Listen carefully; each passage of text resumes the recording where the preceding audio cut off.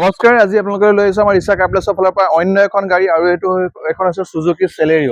Suzuki Celerio বঢ়িয়াকৈ গাড়ীখন চাই লওক, এলহিল পাই যাব গাড়ীখনত। বঢ়িয়া চাই লওক, ফ্ৰণ্টৰ পৰা বেকলৈ ভালদৰে গাড়ীখন এবাৰ চাই লওক। এলহিল পাব গাড়ীখনত। গাড়ীখনৰ কণ্ডিশ্যন ধুনীয়া হৈ আছে। গাড়ীখনৰ এলহিলৰ লগতে আপোনাৰ বাকী পাৱাৰ উইণ্ডো পাই যাব, 4 পাৱাৰ উইণ্ডো পাই যাব, এণ্ড্ৰইড চিষ্টেম পাই যাব। চাই লওক, এণ্ড্ৰইড চিষ্টেম পাই যাব, AC সকলোখিনি আছে গাড়ীখনত। ফেচিলিটি যিখিনি লাগে এখন গাড়ীত সকলোখিনি আপোনালোকে ফেচিলিটিজ পাই যাব। গাড়ীখনৰ ইণ্টেৰিয়ৰ আৰু এক্সটেৰিয়ৰ বঢ়িয়া কণ্ডিশ্যনত আছে। গাড়ীখন ভালদৰে আপোনালোকে চাই লওক।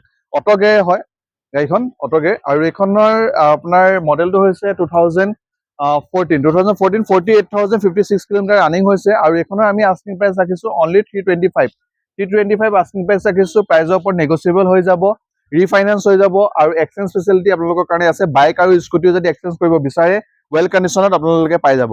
আপোনালোকে আহক মাত্ৰ ৰিচা কাৰ্পলেছ যোৰহাট মাললী ঢেকৰগড়া ৰোড। আৰু আপোনালোকৰ স্ক্ৰীণত কণ্টেক্ট নাম্বাৰ আৰু লোকেশ্যন দিয়া আছে। আপোনালোকে আমাক ফোনো কৰিব পাৰে, যোগাযোগ কৰিব পাৰে।